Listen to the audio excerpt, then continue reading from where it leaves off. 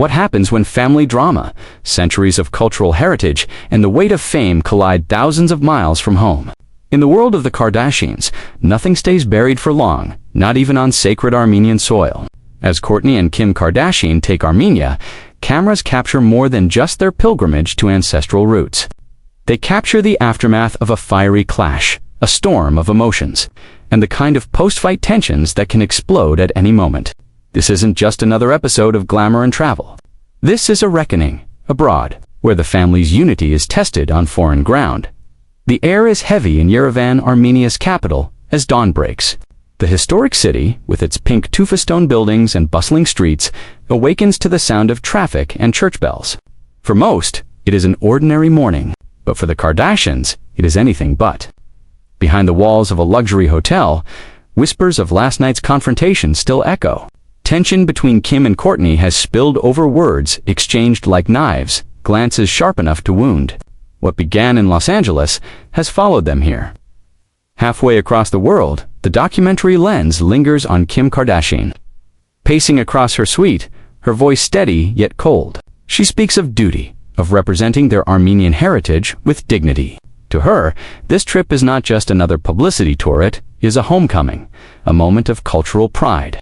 But Kourtney Kardashian feels the weight differently. She sits in silence, eyes downcast, her thoughts tangled between family obligations and personal resentments. The sisters are together in Armenia, but their spirits are divided. Narration cuts through the silence. Family bonds are often forged in love, but tested in fire. And as Kourtney and Kim Kardashian take Armenia, their shared journey becomes a battleground for old wounds and new realities. Can heritage heal what Hollywood has broken, or will centuries-old pride become another casualty of their feud? Later that morning, the cameras follow them as they step into the streets of Yerevan. Crowds gather instantly. Locals, tourists, and media swarm to catch a glimpse of the famous sisters. They smile for the cameras, their designer coats sweeping against the autumn breeze. But beneath the polished exterior, the unresolved fight hangs in the air. The tension is palpable, even as they stand side by side. They visit the Armenian Genocide Memorial, a place of solemn remembrance. Kim takes the lead, speaking passionately about their family's history, her voice firm with conviction. She emphasizes the importance of honoring their ancestors, of using their global platform to shed light on Armenian struggles. The world listens as Kim Kardashian becomes both celebrity and advocate. But just a few feet away, Kourtney's silence speaks louder than words. She is contemplative, withdrawn, her body language stiff. The narrator reveals, where Kim finds purpose, Kourtney feels pressure. Where one sees duty, the other feels demands. And as cameras roll, their private conflict risks overshadowing their public cause. Back at the hotel, the unfiltered reality comes forward. The sisters argue in hushed but heated tones, away from the press, but never away from the ever-present production crew. Kim accuses Kourtney of detachment, of not caring enough, of treating Armenia as a burden instead of a privilege. Kourtney fires back, saying she is exhausted from constantly being measured against Kim's intensity. Her ambition, her relentless drive, she claims she is present, but on her own terms. The tension builds like a storm cloud ready to break. Every word spoken is a strike of lightning. Every pause, a rumble of thunder. The narrator cuts in again. The fight is not just about Armenia. It is about years of rivalry, of sibling competition, of two sisters forced to share the spotlight, but yearning for their own light. That night, in the quiet of Yerevan, the sisters appear together again. They attend a cultural dinner surrounded by music, dance, and the warmth of Armenian hospitality. On the surface, they present unity, laughing, clapping, sipping wine. But under the surface, their eyes tell another story. The cameras capture fleeting moments of tension. Kourtney's distant gaze, Kim's tight smile.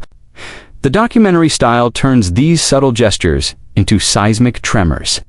Proof that their reconciliation is fragile at best. Outside, Armenia itself becomes a character in their story. The cobblestone streets, the ancient churches, the resilience of a people who have endured centuries of hardship, these backdrops contrast sharply with the Kardashians' personal battles. The land is timeless, unshaken, while the sisters crumble under the weight of their fame and family strife. As the days pass, the trip unfolds with a mix of cultural exploration and simmering drama. The sisters visit Lake Seven, its crystal waters reflecting a rare moment of peace between them. They tour the ancient monasteries, where whispers of faith and tradition surround them. Yet even in these serene settings, their conversations circle back to unresolved grievances.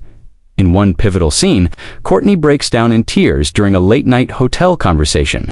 She admits to feeling suffocated, unseen, constantly forced into a narrative that isn't hers. She questions whether this journey is about Armenia or about Kim's need to control the story. Kim, visibly shaken, softens. For the first time, she listens rather than lectures. The narrator observes, in the cracks of conflict, vulnerability finds its way. And in that vulnerability, perhaps lies the first step toward healing. But healing is never simple. The following day, at a press event, the post-fight tension erupts once more. A journalist asks a pointed question about their relationship, and Kim answers sharply, painting a picture of unity that Kourtney cannot accept. Her expression betrays her frustration, and whispers ripple through the crowd. The documentary captures the rawness of the moment, the disconnect between their words and their reality.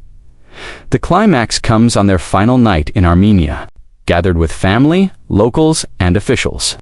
They are expected to give a united speech about their heritage and their hopes for the future.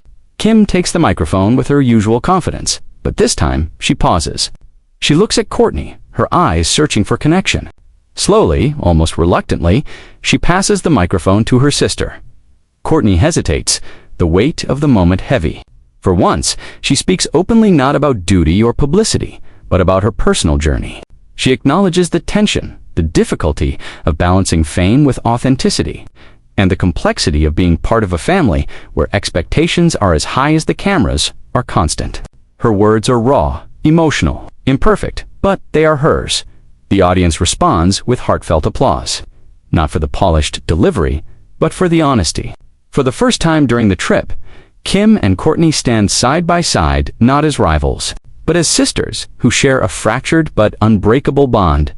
As the documentary winds down, the narrator's voice carries over scenes of the sisters walking through Yerevan at night, the city lights glowing behind them. In Armenia, land of their ancestors, Kourtney and Kim Kardashian confronted more than history. They confronted themselves. Post-fight tensions may have exploded abroad, but so too did the truth that family messy. Unyielding is the thread that binds them across oceans. Across time, the final images linger on their departure. The plane lifts into the night sky, leaving Armenia behind, but the echoes of their journey remain. For the Kardashians, every destination is a stage. But in Armenia, the spotlight revealed not just their fame, but their fractures. And perhaps, in exposing those fractures, the healing could finally begin.